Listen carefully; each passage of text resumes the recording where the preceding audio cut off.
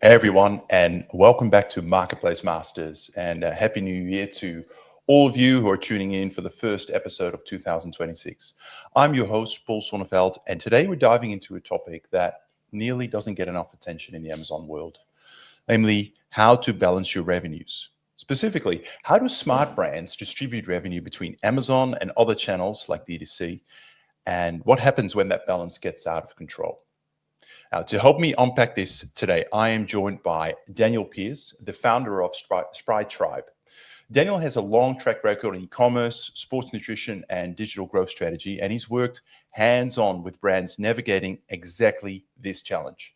His experience spans Amazon seller and vendor models, large-scale D2C programs, TikTok Shop, and more. Plus, he brings a deep technical background in AI and innovation. So today we're going to explore what a healthy Amazon to D2C ratio looks like, how to correct an unhealthy one, and what practical steps leaders can take to reduce risk while still driving growth. And as always, we'll leave plenty of time for your questions, so stick around and join the conversation. Daniel, it's a pleasure to have you on the show. Welcome. Thanks, Paul. It's good to be here. I appreciate the invite and an opportunity to talk to the audience here.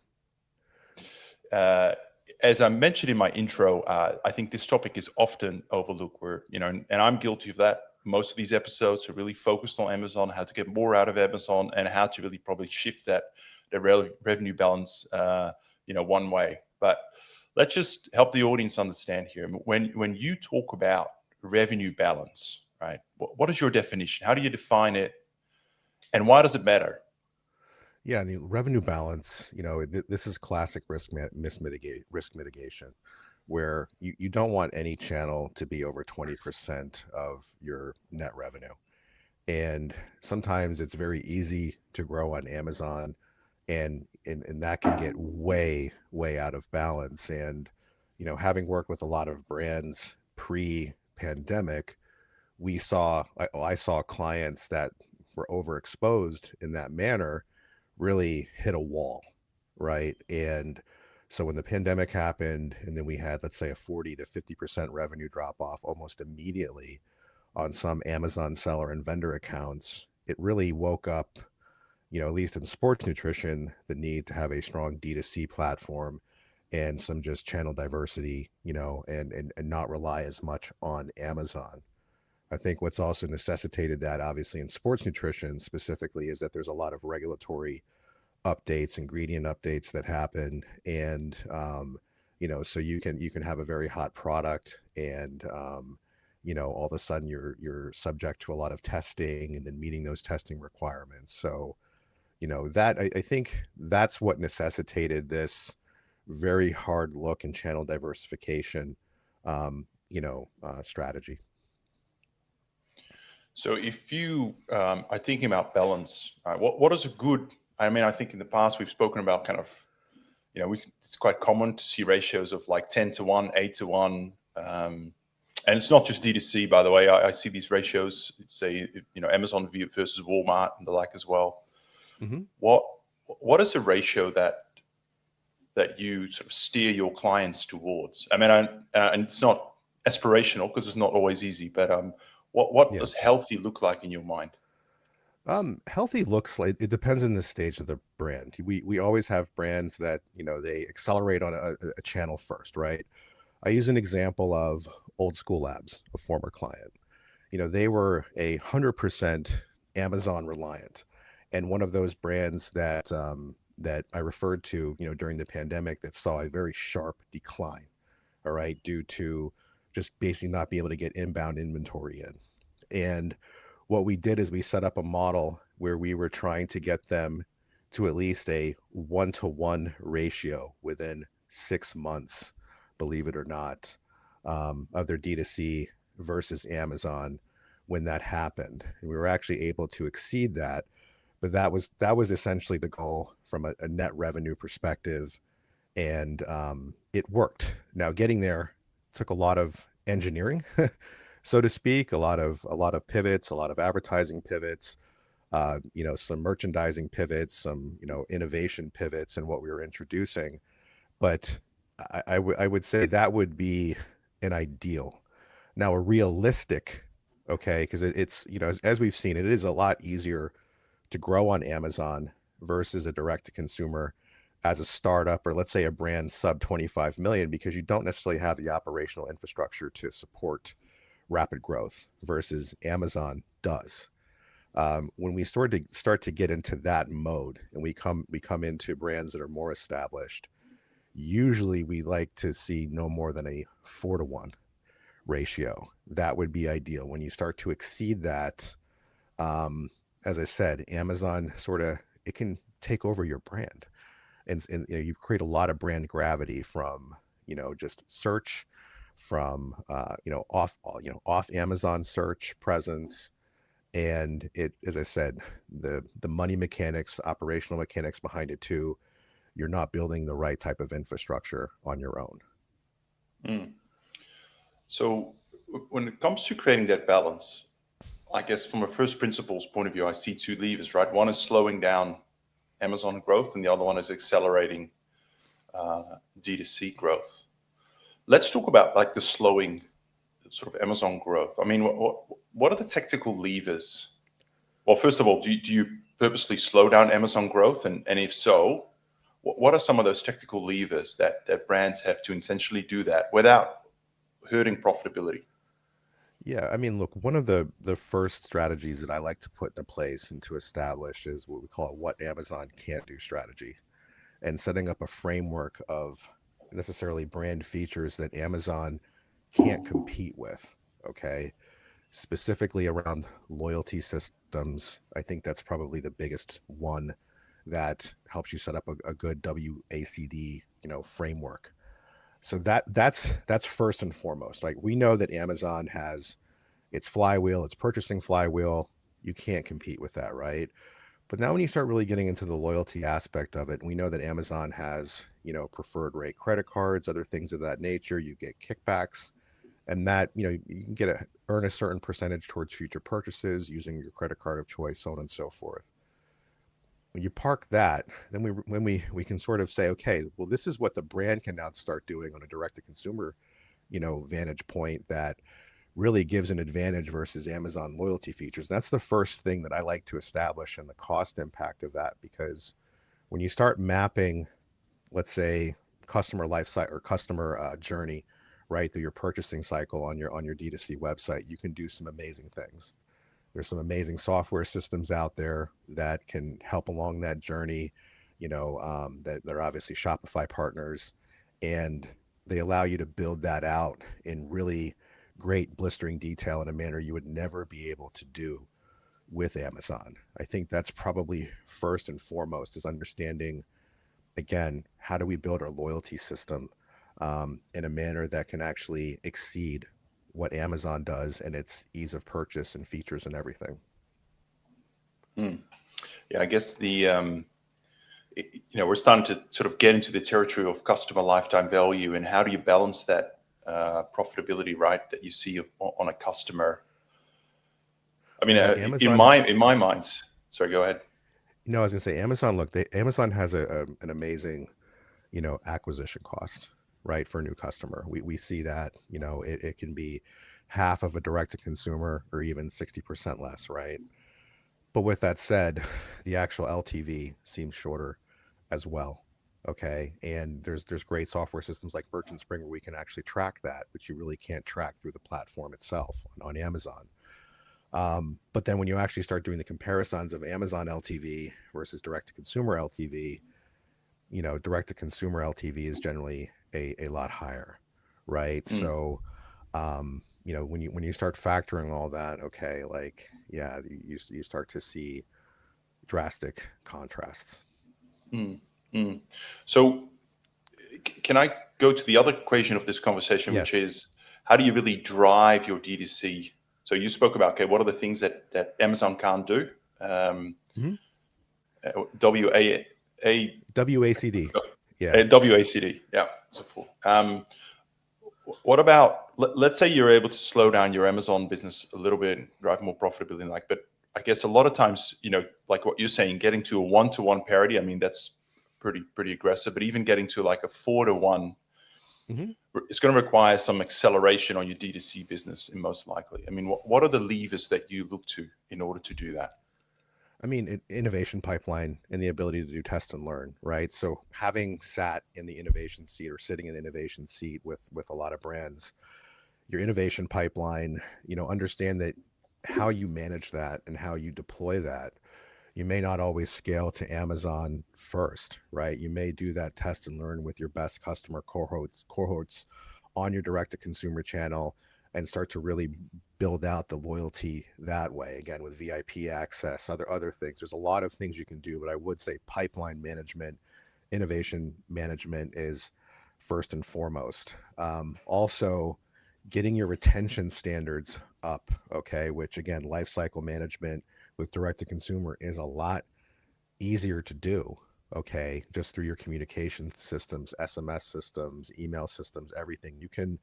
You can build those out in an amazing, well mapped manner, and you can completely control your acquisition to through life cycle and then even reacquisition. So again, it's just about building out those systems in a very detailed manner, and meticulous manner. But I will say it actually comes to portfolio management. So a prime example is, if classic sports nutrition example, right?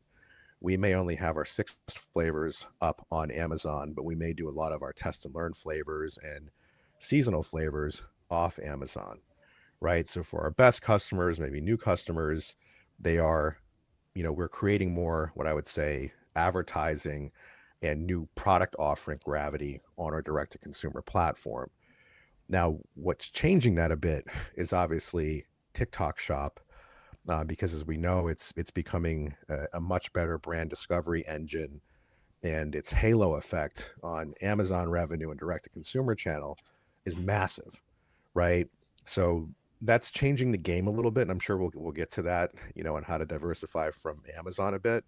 But I would say innovation management is first and foremost, and then truthfully journey mapping, really understanding your first order to second order drop off, your second order to third order drop off, and just your retention and churn, and really managing that. That's put it this way, Amazon does not necessarily give you that data, right? You can figure it out, but you can't do it to a one-to-one basis with customers at all. Mm. No, it's I think we forget, you know, what was it like in the days we could talk to customers directly, right? Yep. And send them offers, promotions, all of those things. So based on what you said, there was one question that sort of popped in my head, which is, does it's a bit of a leading question here, but does Amazon still have a role in as a customer acquisition engine, as opposed to just, hey, customers know my brand, they like to shop on Amazon, so I have to be there, right? What's your perspective on that? Does Amazon still have a role as a customer acquisition engine and get people into the brand?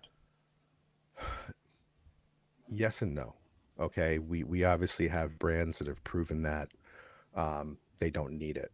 Okay, and a brand like First Form, for instance, a very large direct to consumer supplement brand, has proven they don't need it. An American made clothing brand, Origin USA, they've proven they don't need it, and they're a massive brand. Okay, now with that said, there is a customer that pretty much shops on Amazon. It's a specific persona types, right? But there is an ease to Amazon, and Amazon has done an amazing job with their fulfillment, and coming down to same day fulfillment, almost same hour fulfillment in some cases. And now they're able to compete with the Instacart and DoorDashes of the world too, right? So they can control their entire value chain down to last mile now. So I will say this: if I was a strategist for Amazon, I would I would take a very close look at what's happening on TikTok with creators and product discovery.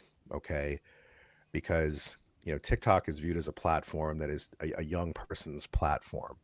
But when you really get down into the stats, about a third of TikTok users, I believe, are over the age of 40, right? And so, from a brand discovery vantage point, generationally, a lot of things are shifting there, okay, for a lot of reasons. And So I would be worried. I think also we can't forget the role that answer engines and large language models are starting to have a influence on our purchasing patterns and brand discovery patterns and how we're asking questions and being curious. I believe it's speculated that Google traffic will be down by 50% by 2028 due to the advent of ChatGPT, Claude.ai, DeepSeek, etc. And the fact that Amazon has actually blocked ChatGPT from crawling its site, it's actually cloaked from these engines now. So I think Amazon does have a role, but I really think it needs to, and who am I, but needs to sort of check the ego and strategy a bit in terms of brand discovery engine, because it's not going to be as powerful as it used to if it can't get people to its platform. Once it has you on your platform, yes, something like Rufus is absolutely amazing. And they're going to be doing amazing things, right? They do have a partnership with ChatGPT on the AWS side. But again, from an end consumer perspective, what are they doing, right? My sons, right, who are, they are 14 and 15, right? How they're discovering products now, they're not going to Amazon, right? They're finding out via Snapchat, ChatGPT, TikTok, and they're transacting right away on TikTok Shop, right? And the barrier to entry is a lot um, easier, I guess, with these other platforms, especially when you start getting into alternative payment methods. Mm. So I do think, and look, just candidly, we saw this with Prime Day, Summer Prime Day, right? I mean, for the first time, we saw TikTok Shop do a hard pivot that week. They launched their own subscription systems, their own very, aggressive deals. And we saw a major softening in performance in the Summer Prime Day. I didn't see it get a lot of attention. So, yeah, I do think things are changing. Amazon will always have a role, but the tide is shifting fast. Mm. So with that in mind, I'd love to go back to the start of this conversation around revenue balance, right, and the metrics, because I Hmm. think we just spoke about kind of Amazon versus D2C. Hmm. But let's maybe make that a little bit wider in terms of, because there might be other things in there, right? TikTok Shop being the prime example. So TikTok Shop, D2C, Amazon, maybe there are some others in there as well, depending on. But obviously your background is in the sports nutrition space. What's your view in terms of, because I think it will, if obviously if we're talking furniture, it might be a completely different perspective here. But from a sports nutrition point of view, what do you view as the optimal balance, or maybe let's project towards the end of this year, right? What do you consider to be a good balance between Amazon, TikTok Shop, D2C, and maybe if you think there should be other channels in there, I'd love to hear that. Right. So it's interesting, right? Because you come into brands at various stages of their life, right?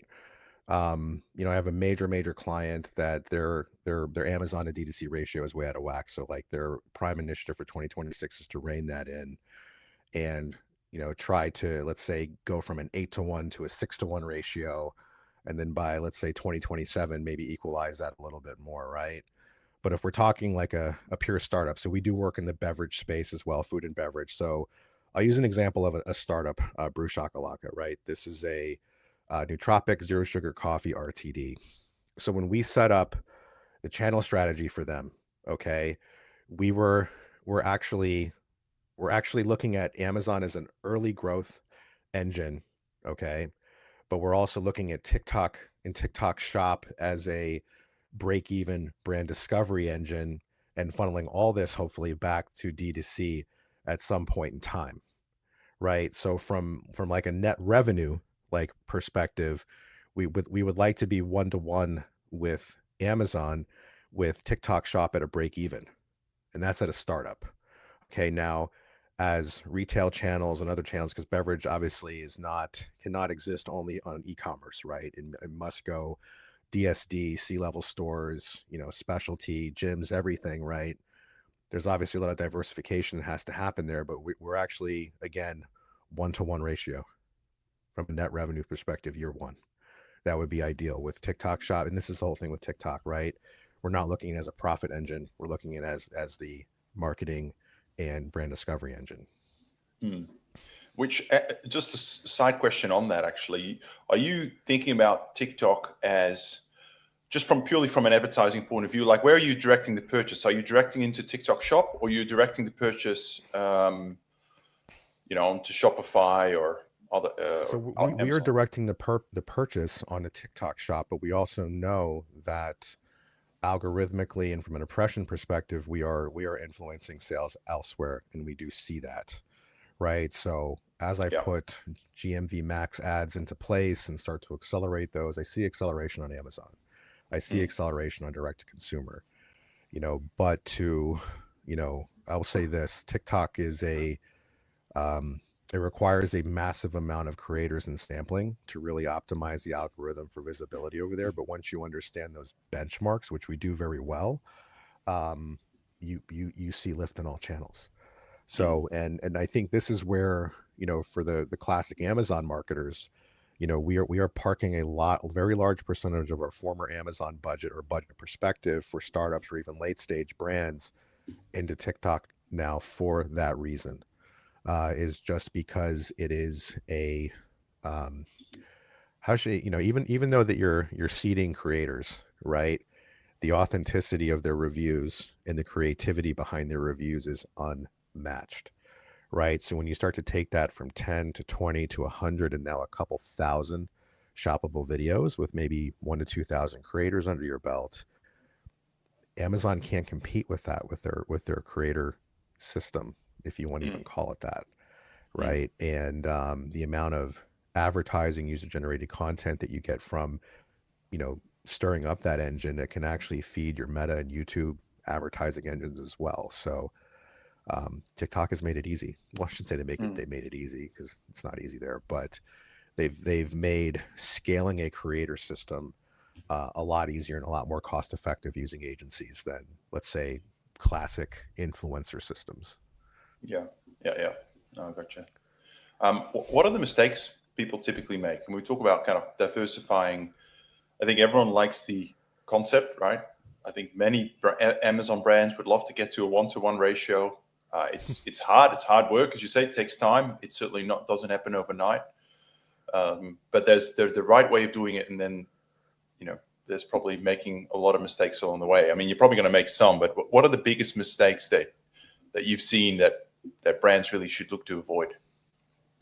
One, understand your data and your ecosystem you're competing in. I mean, I'm talking about this coffee brand, Brew Shakalaka, right now, right? So if I'm going to go on Amazon and do a PPC strategy for them, I'm now competing with Starbucks and Monster Java, right? So whereas they're not really doing anything on TikTok, so I think it's really understanding your competitive landscape and using all available data that you can, whether it's Spins, Circana, FastMoss, Kalo data, really understand it, right? Really understand where your what your acquisition cost is going to be and really where to put that cash. That's more of a startup phase, right? On a like what I would say a more established brand, right, is paying attention to like the market shifts and understand where like the impression gravity and attention gravity is coming from or going like with what you're doing, right? Because all of a sudden we use an example of the creatine category, right? Creatine is exploding right now, right? It is exploding in on Amazon, right? It's doing extremely well. But then also we see this crazy acceleration on TikTok, right? And a lot of that acceleration is housed by a couple brands. So you start to see Bloom just go through the roof, right?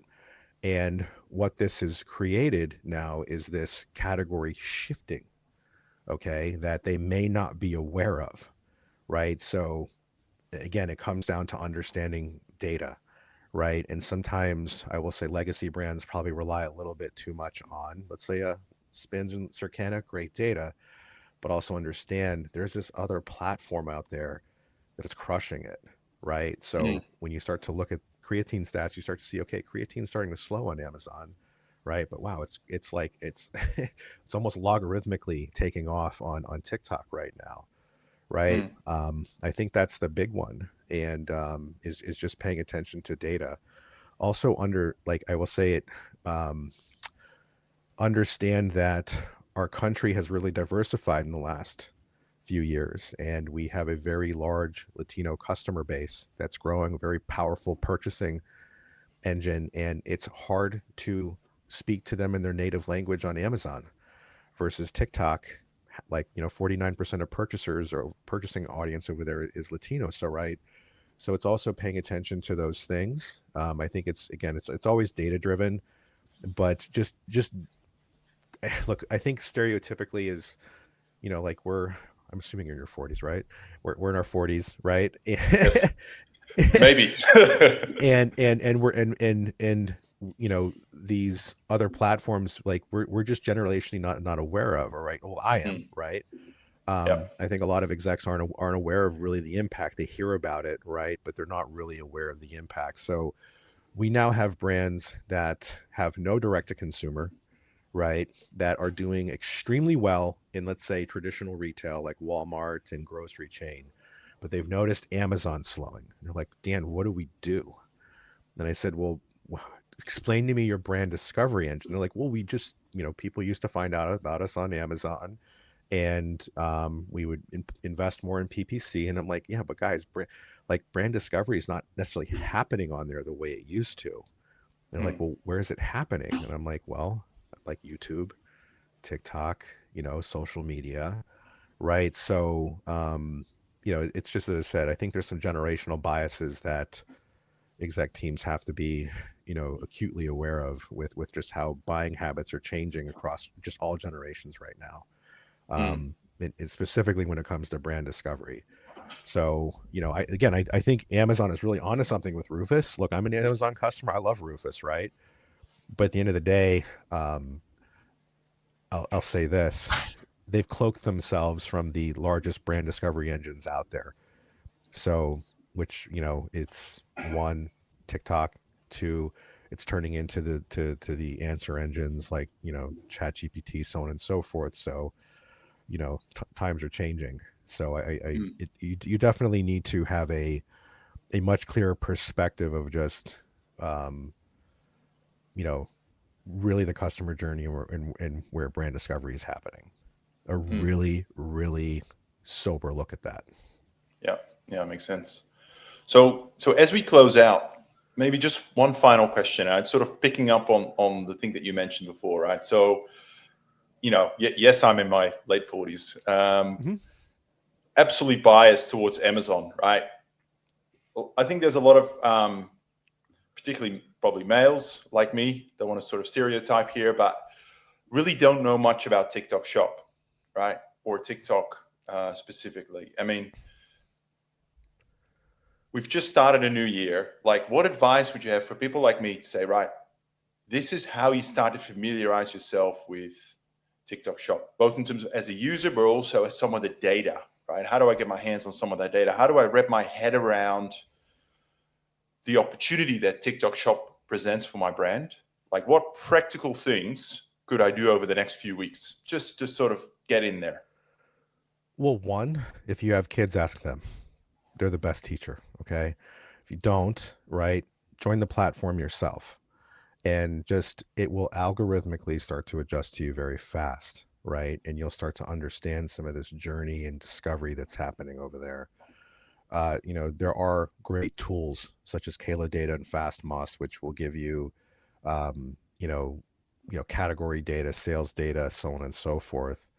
But also, TikTok does an amazing job of educating, and there's just so much open source information about it that as an agency, they're very inviting, right? As a creator, I'm also a creator on TikTok, so I'm a monetized creator, right? They're very inviting. So there's a lot of avenues in, but I think just here's some crazy stats. Understand that 21% of TikTok users aren't on YouTube. Okay, 41% aren't on Instagram or have it loaded on their phones anymore, and 62% don't have Facebook anymore, right? And that's across all generations. So when you start to understand those stats, if you're not doing something over there, right, and you're relying on those social media engines for brand discovery, people just aren't going to see you, period. And those are some very sobering stats that I know cold, because they are part of my agency pitches, truthfully. But Yeah. it's very real, right? Yeah. So, I will say this. I think just in kind of closing, the Amazon PPC engine has stalled a bit. I believe their DSP engine has stalled a bit. I'm grateful that they've opened up ability to do some OTT with them, but the reality is a lot of dollars are best spent elsewhere now when it actually comes to generating authentic user-generated content and having actually people create for your brand and build videos and commercials better than you ever could, right? And TikTok has really allowed that. Yeah, that's really interesting. I mean, some of those stats you quoted there are, trying to find the right word, challenging. It really makes me want to go, okay, let's go. Sobering, yeah. Yeah. And they're not static either. I suspect they're dynamic, and they're only moving one way. They're moving, yeah. And look, So when you actually know the benchmarks to start to move the needle on TikTok Shop and the ins and outs, it does start to, from a startup even to a late stage brand that maybe has really good financial resources, it really does start to set up an advertising and brand discovery model that is, you can actually work against very, tight benchmarks. Understand that when you start crossing your, again, your 500 shoppable video UGC threshold, 1,000 video, 2,000 video, like what can you actually expect versus doing cold start, launches on Amazon is very hard unless you get into some of the accelerator programs. But even then, it's still very hard, right? So, but I will say this, right? I do believe that there is a core 3 platforms that any startup or late stage brand should be working on: direct to consumer, Amazon, and now TikTok Shop. And I would put TikTok Shop up there in the same echelon with Amazon in terms of pure brand discovery, right? For sure, even exceeding it. Well, that's a great wrap, and it brings us to the end of today's Marketplace Master session. Huge thanks to you, Daniel, for sharing such practical insights on managing the Amazon D2C and TikTok Shop revenue balance. This is certainly an area that many brands struggle with, right, and rarely discuss openly. So, I think your experience working with high growth brands and startup brands in the sports nutrition space and the beverage space really brought some clarity to this conversation. So I really appreciate you for your expertise and your time and sharing that with us today. Anytime, Paul. Happy to be on here. All right. Take care. All right. That's the end of today's episode. Thank you for everyone who joined us live. If you registered for today's session, you'll receive a recording in your inbox, so keep an eye out for that. And if this topic sparked any ideas or you'd like to explore related themes in future episodes, please reach out, send me a DM on LinkedIn, or hit me up. Always appreciate your input. Have a great rest of your day, and we'll see you at the next episode of Marketplace Masters. Take care.